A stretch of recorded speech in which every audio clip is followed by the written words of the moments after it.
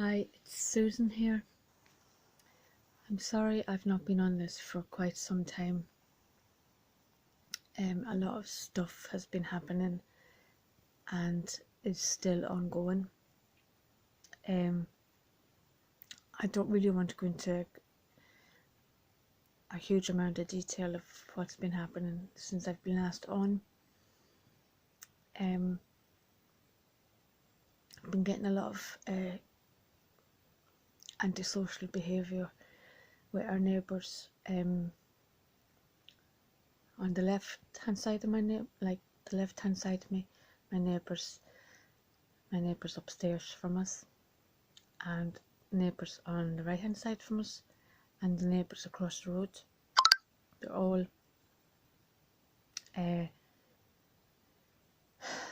just, I wouldn't even say ganging up is the right word, but they've been getting a lot of racial abuse, put it that way, because I'm blind. And they know I'm blind because obviously they see me out with my cane and stuff, and I'm also getting a lot of, well, not just me in particular, my husband and my children as well, but it's more aimed at me, getting a lot of sectarian abuse. Like, all this obviously is all verbal. Like I said, getting a lot of sectarian abuse because of my religion. It's just been a nightmare, and that's why I've not been on this. I think the last time I uploaded a video was September, which I know it was quite a while, and I'm sorry for that, and I feel really bad for not being on this. And I know I don't have to explain myself to everybody, but I thought I'd go on this and have a talk, because things aren't good right now for me at the moment, and I thought I would just come on here and talk and be open and be honest and just talk about how I'm feeling just now. And I don't want to go on this video and just talk and it becomes boring. As I said at the beginning, if anybody who's just been on this, that's never been on this before and seen me, I'm blind. I have retinitis pigmentosa along with other eye conditions. It's just ongoing. It's just mad. You know, I've cataracts in both eyes, but they're mild enough just now, so an operation, you know, is not going to happen. And besides, if I did have an operation, I wouldn't correct my vision, I wouldn't improve it or anything like that. I also have Charlie-Bonnet syndrome, where I have visual hallucinations. I could see anything from like creepy crawlies kind of thing, and spiders crawl up my arm. Obviously I know now, I know they're not there, but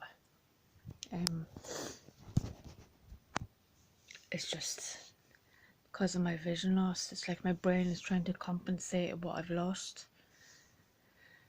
So pardon me if I look an absolute mess.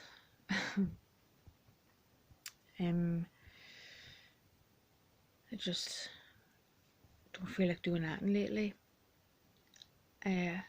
Probably need to wash my hair, but a lot of other things had been going on as well, and that's why I haven't been on this for so long. Sorry if my hand is a bit shaky just now. I'm doing this myself. I'm holding the camera and all that myself, so if I'm not holding it in the right position, or if it's up too high or too low down and you can't see my face, I'm sorry.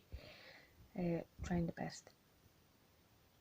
Yeah, it was Halloween night. We had a lot of carry on with neighbours as well. There was apparently supposed to be a little Halloween party for the children in the area, but that ended up being like a large gathering of like 40 to 50 adults, not children. It was all adults. And my husband phoned the police, and they never came out. And my neighbours have been upstairs, have been breaking COVID rules left, right and centre, and the police have been called out for that, and they don't come out, or they either do come out or do nothing. They've been having COVID parties, it's just a nightmare. In between all this as well, I applied for a guide dog. I don't know when, I think it was after Christmas sometime, or shortly before Christmas, I'm not sure when exactly. So like I said, I applied for my guide dog, and I'd been getting quite a lot of phone calls from them, and I know the process for getting a guide dog goes into like 5 phases. Like the first one obviously is a phone call. The second phase is like somebody from the guide dog centre comes out, but obviously with COVID rules it was another phone call for me, which I got the other day, yesterday actually. And the third phase is like somebody comes out again from the mobility side of it, and they come out and assess you and all this, but because she was getting like a background history of me and what's my area like, and because we've been getting a lot of carry on and like antisocial and sectarian and racial abuse, and because I'm not able to go out myself because there's too many obstacles around here for me to go out myself.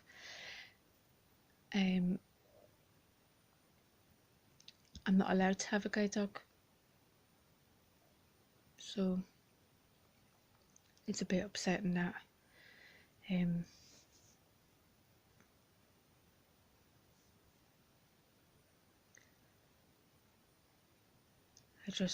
was so disappointed. She told me I'm not allowed to have a guide dog, and because also as well we are moving, because we don't know when, we don't know, we were expecting sometime mid to late March, but I don't think that's happening now. And because I couldn't give the guide dog centre a specific date when or what month we're moving, for that reason as well, because I was told I need to go on 3 different routes. If I did have a guide dog, I'd have to go on 3 different routes, but because I've not gone out myself, and I haven't been out myself at all, basically saying like there's, you know, I need to be out myself. Like if I have to go to the doctors myself, if my husband is sick or something, I have nobody to take me.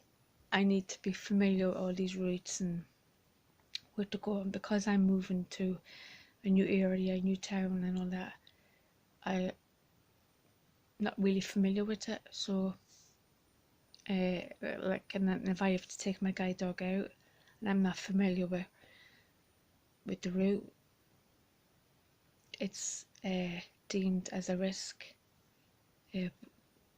And I know they're taking all the consideration, like, you know, the welfare of the dog and all that, but you know, I could have got trains to go out, but they're just not doing it. It's just not happening. So it's just me, my cane, and I.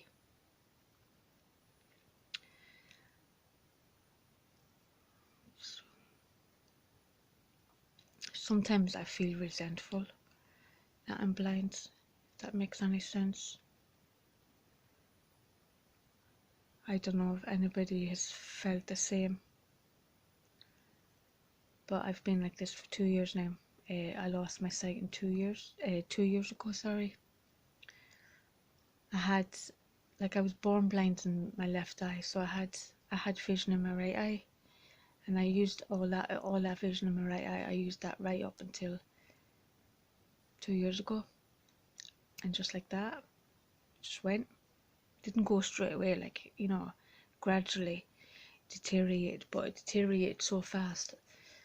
Nobody, I think, like my ophthalmologist, I don't think they all anticipated how quickly it would go in the end.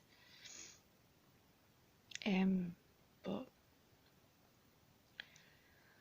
I'm feeling a bit down at the moment, for a lot of reasons, because, you know, obviously I can't get my guide dog, and I'm living in an area where, and I don't mean to be disrespectful when I say this for anybody that might live in the north of Ireland, but I feel like I'm living in the north of Ireland just now because of the way this sectarian abuse is going on because of my religion. I can't even, that's another reason why I can't even go out my front door. I get shouted at, and I get abused out in the street. We've had eggs thrown at our windows, we've had stones thrown at our windows, we've had the car broken in twice. We've had people coming into our back garden during the summer last year and flinging my washing down at the bottom end of the garden. I've had my neighbours on the right hand side of us, they had a 12th of July lockdown party slash, and my neighbours around here, obviously when I speak, you know, they hear I've got an Irish accent. They know obviously I'm from Ireland, but they're just not nice people at all. They're nasty people. One of our neighbours as well, I don't want to go into too much detail about it because the stuff that's been going on is offensive, but one of them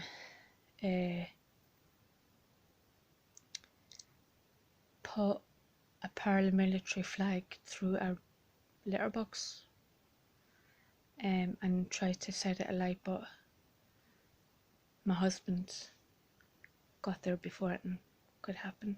So this was October when this happened, kind of mid-October. So not just me, but my husband and my 2 children, when I say children, they're not, they're teenagers, we don't feel safe here at all. And I just feel like I'm just completely and utterly housebound. With this lockdown as well, as I feel more and more isolated every day, day in, day out. I'm feeling more and more trapped, isolated. I also suffer with depression as well, so my mental health is just hit the roof. Anyway, I don't want to go on and on and on about stuff that's been happening. I don't want to be making this video quite boring because, like I said, I know I've not been on it for a long time.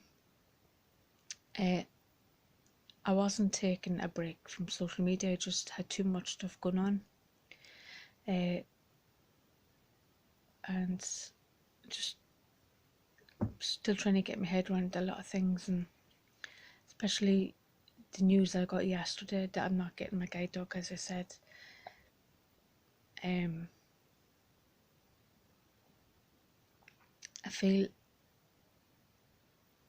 you know, it's like I was given something in one hand and it was taken away out with the other hand before I even had it.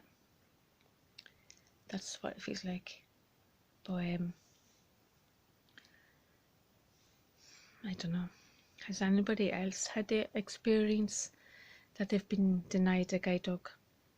I don't know.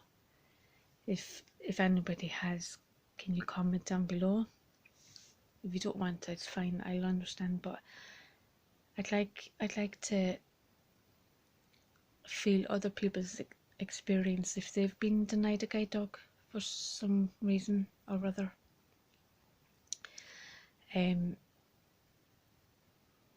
Like I said, we are moving, and I don't know when, and I'm hoping it's sooner rather than later. But when I do get into my new house, I'm going to upload a video of the house tour when the house is empty-ish. So that'll be the next on the agenda. I'm hoping going to put up a video before this, but if not, that'll be my next video. Like I said, putting up a house tour of the house being empty, and I let you go on my journey along with me. And I think I will leave it at that because I'm not in the best of form right now. I just thought I'd come on here just to let you know I'm still alive. So anyway, I will leave it at this for now, and I'll get back to you again pretty soon.